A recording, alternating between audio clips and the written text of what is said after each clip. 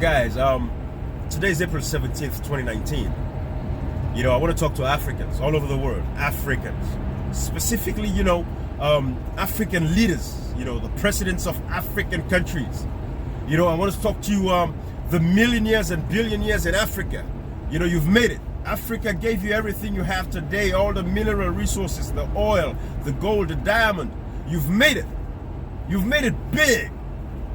I want to draw semblance to, I'm sure by now you've all seen the Notre Dame Cathedral in France. Got caught on fire about, 2 days ago.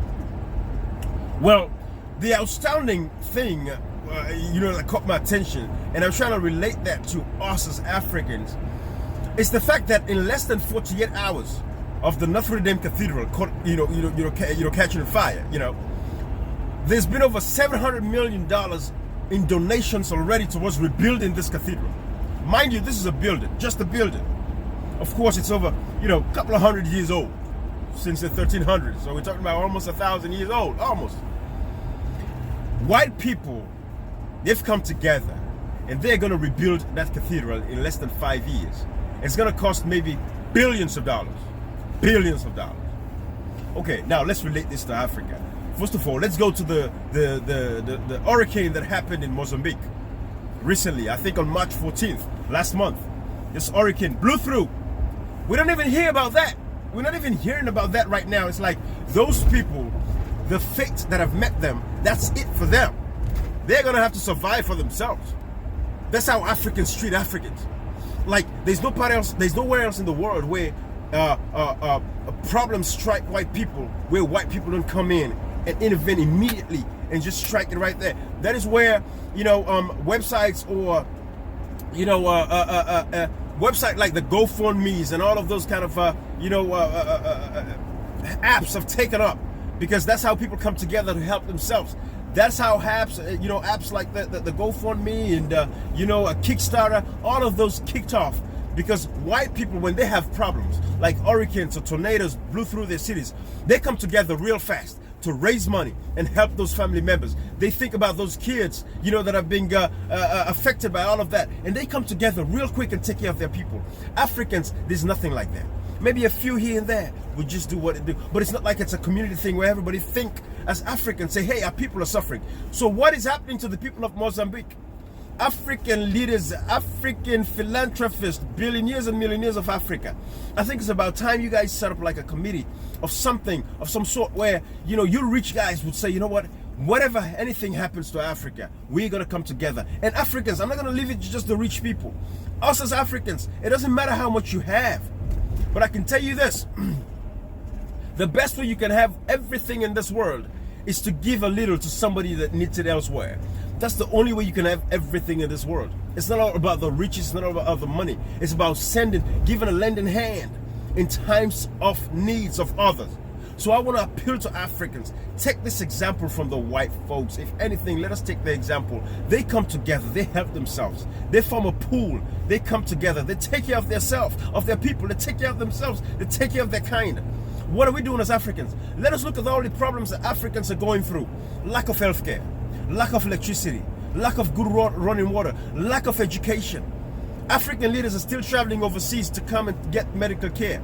With so much brain in Africa, if only we can focus and empower our African young men and women, there's nothing that Africans cannot do. We can do everything as Africans. No African should come overseas. Look at what is happening in South Africa.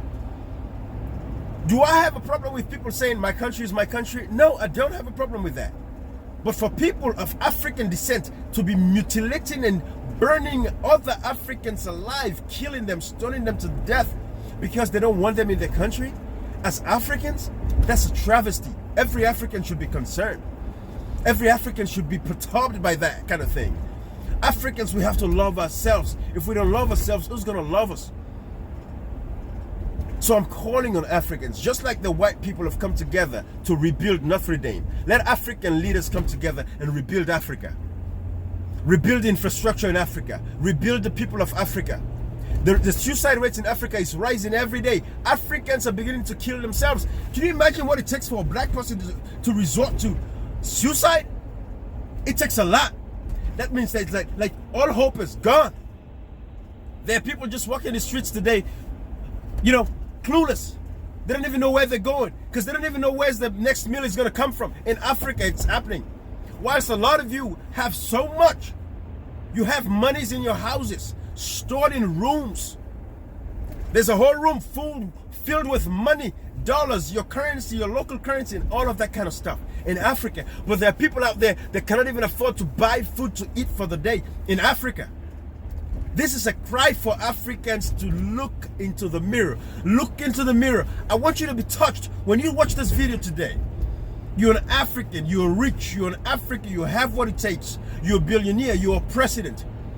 I want you to do what it takes to benefit the lives of your people individually in every country that you are. Sierra Leone, Guinea, Liberia, Nigeria, Gambia, Togo, Uganda, Zimbabwe, South Africa, whatever country you're from in Africa. Think about the people in the slums. Say, go take them out of those slums. They don't deserve to live in slums. They don't deserve to live alongside with pigs. Africans deserve a better life than what they currently have. That is my plea to African leaders and African philanthropists. You're rich, you're out there, you have what it takes, you have money. Spread the wealth. There's a saying, the only way you can have everything in life is when you can afford to give a little something to somebody out there every day. What is it gonna profit a man to gain the world and lose your soul? You're gonna die and leave all that money behind, and you're gonna create problems for your family members to fight about that money anyways, because a lot of Africans even die without a will. And now you've left all this money, all this property.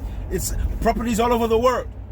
And when you die, these countries take these properties away. It doesn't go back to your country. All that money that you're siphoning, that you're keeping to yourself, it's not gonna benefit you in no way if you just keep it to yourself. Bless the people of Africa. Bless somebody today. Go out there. Take care of the people of Mozambique. Go look in your countries. Go look in your communities. Get the people out of the slums. Get those kids in the streets that are homeless, the orphans. Take care of them. This is my call for African leaders today, April 17, 2019. Look into the mirror and see. And look at yourself. Look back and say, you know what? I'm going to make Africa a better place for Africans today. That is my call to you all. Thank you. Bye-bye.